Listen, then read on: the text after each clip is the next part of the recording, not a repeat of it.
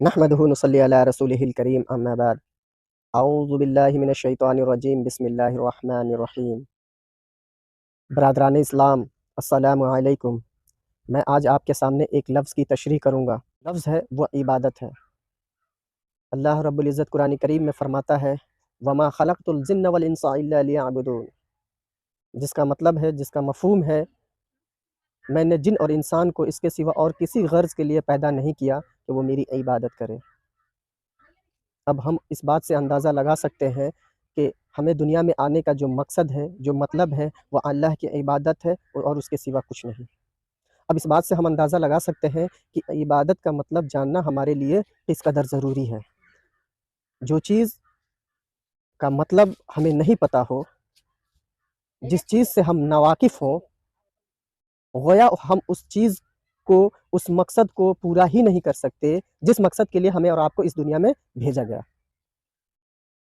میں دوستو ایک بات میں آپ کو بتا دوں کہ کوئی بھی چیز ہو، اگر وہ اپنے مقصد کو پورا نہیں کرتی تو وہ ناکام ہوتی ہے۔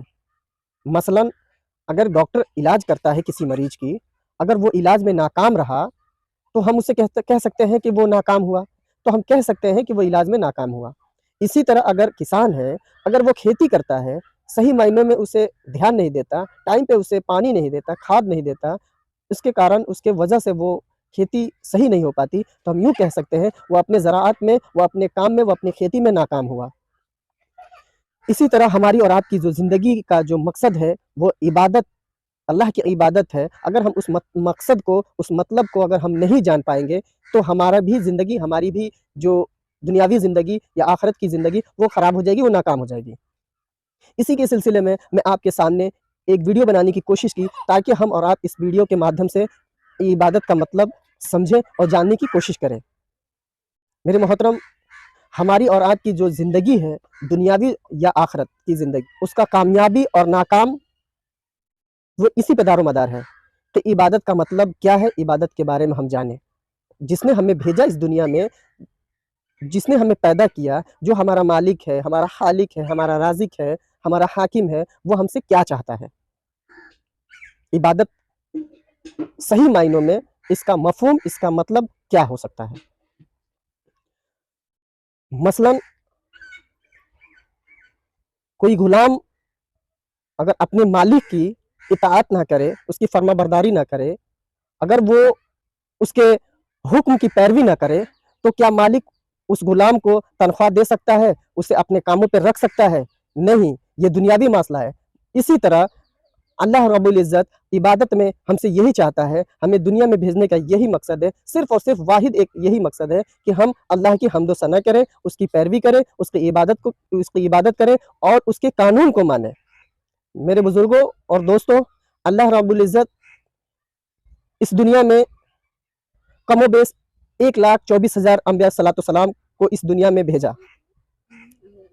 ہمارے نبی کریم صلی اللہ علیہ وسلم اور ان سے پہلے تمام جتنے بھی انبیاء اس دنیا میں تشریف لائے، بھیجے گئے، سبوں کا ایک ہی مقصد تھا کہ لا الہ الا اللہ، یعنی کوئی معبود نہیں، کوئی عبادت کے لائق نہیں، کوئی پوجا پرستی کے لائق نہیں سوائے اللہ کے۔ اب ہم اور آپ اس بات کو غور کریں گے کہ ہم تو دل سے مانتے ہیں کہ واحد اللہ ہے، وہی عبادت کے لائق ہے، وہی پوجا پرستی کے لائق ہے، لیکن اس کے باوجود بھی کیوں اللہ تعالیٰ کہتا ہے کہ اے مومنو، اے ایمان والو، پورے کے پورے اسلام میں داخل ہو جاؤ، پورے کے پورے ایمان میں داخل ہو جاؤ؟ وہ اس لیے کہتا ہے اللہ کہ اس دنیا میں اللہ نے جو ہمارے نبی کریم صلی اللہ علیہ وسلم کے ذریعے سے جو ہمارے اوپر دین قائم کیا ہے، جو اسلام ہے، وہ مکمل دین ہے۔ صرف نماز ایک مکمل دین نہیں ہے، نماز ایک اسلام کا ایک کھمبا ہے جس کے بنا پر اسلام باقی نہیں رہ سکتا۔ اگر ہم سوچتے ہیں کہ نماز پڑھ لینا ہمارے لیے دین کافی ہو جاتا ہے اور ہمیں جنت کی سرٹیفکیٹ مل جائے گی، تو ہم اس غفلت میں نہ رہیں۔ اگر ہم سوچتے ہیں کہ رمضان کے 30 روزے رکھ لیں، دن بھر بھوکا پیاسا رہے اور اس بات سے ہم متفق ہو جائیں کہ ہم اسلام کو پوری طرح سے ہم نے مان لیا، تو اس بات سے ہم بالکل ہی تسلی نہ کریں کہ ہم نے اللہ کو راضی کر لیا۔ میرے محترم، اللہ ہم سے یہی چاہتا ہے کہ میرا بندہ جو میرا غلام ہے وہ صرف اور صرف میرے قانون کو مانے. اور اللہ کے قانون کیا ہے؟ اللہ کیا چاہتا ہے اپنے عبادت میں؟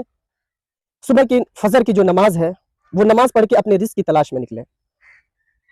اگر ہم اس وقت ظہر کی اذان ہوتی ہے، اگر ہم نماز پڑھتے ہیں تو گویا اس وقت تک جتنے بھی ہم نے کام کی وہ تمام کام اللہ کی عبادت میں گزری. ظہر کی نماز پڑھیں اور اس بیچ ہم کوئی بھی دنیاوی کام کریں اپنے تجارت کے لیے یا مزدوری کریں تو وہ بھی کام ہماری عبادت میں آتی ہے. گویا کہ ہم اپنے گھر میں بھی، اپنے بیوی بچوں میں بھی اگر ہم اس طرح سے ملتے ہیں، اس طرح سے رہتے ہیں جس طرح اللہ کے رسول نے بتایا، تو گویا وہ بھی ہماری ایک عبادت ہوتی ہے. تو اس سے یہ پتا چلا کہ ہماری تمام زندگی اللہ کے حکموں پر گزری اور اللہ کے نبی کے بتائے ہوئے طریقوں پہ گزری. میرے دوستو، ہم نے نماز پڑھی اور مسجد سے نکلا اور نکلتے ہی ہم نے جھوٹ بولا، لوگوں کو نقصان پہنچایا، تکلیف دی، ناحق کسی کو ہم نے گالیاں دی، اور اس کے باوجود پھر ہم جا کر عصر کی نماز پڑھیں. کیا ہم اندازہ کر سکتے ہیں کہ ہماری نماز کے واقعی قبول ہوئی؟ نہیں میرے دوستو، اسلام ایک مکمل دین ہے. اللہ تعالیٰ اس دین کو ہمارے اوپر جو نافذ کیا ہے وہ مکمل دین ہے، اور اس دین کو ہمیں سمجھنے کی کوشش کرنی چاہیے، سمجھنے کی، جاننے کی کوشش کرنی چاہیے. میرے محترم، میں نماز پڑھوں، روزہ رکھوں، زکوٰۃ دوں، حج کروں، ہمارا پڑوسی ہم سے ناراض ہو تو گویا ہماری عبادت ادھوری رہ گئی. ہماری عبادت ادھوری رہ گئی. ہم رزق بھی اگر ہم تلاش کرتے ہیں تو ہم اس میں بھی یہ تلاش کریں کہ ہماری رزق کیا واقعی حلال ہے، کیا واقعی وہ رزق اس لائق ہے کہ جو اللہ اور اللہ کے رسول نے بتایا ہے. اگر ایسا ہم سوچتے ہیں، اگر اس پہ ہم عمل کرتے ہیں تو پتہ چلا کہ ہم عبادت میں ہیں، ہم اس مالک کے بندے ہیں جس نے ہمیں پیدا کیا. جو پہلا کام یہ ہونا چاہیے کہ آقا کو ہی، یعنی مالک کو ہی مالک سمجھیں، اور یہ خیال رکھے کہ جو میرا مالک ہے، جو میرا خالق ہے، جو مجھے رزق دیتا ہے، جو مجھے کھلاتا پلاتا ہے، جو میری حفاظت کرتا ہے، جو میری نگہبانی کرتا ہے، اسی کی وفاداری مجھ پہ فرض ہے. اس کے سوا کسی اور کی وفاداری مجھ پہ فرض نہیں ہے. کسی اور کے آگے مجھے نہیں جھکنا، کسی اور کی قانون کو مجھے نہیں ماننا، کسی اور کی عبادت نہیں کرنا. بندے کا دوسرا کام یہ ہونا چاہیے کہ ہر وقت آقا کی، یعنی مالک کی، خالق کی اطاعت کرے اور اس کے حکموں کو بجا لائے، اور کبھی بھی اس کی خدمت سے منہ نہ موڑے.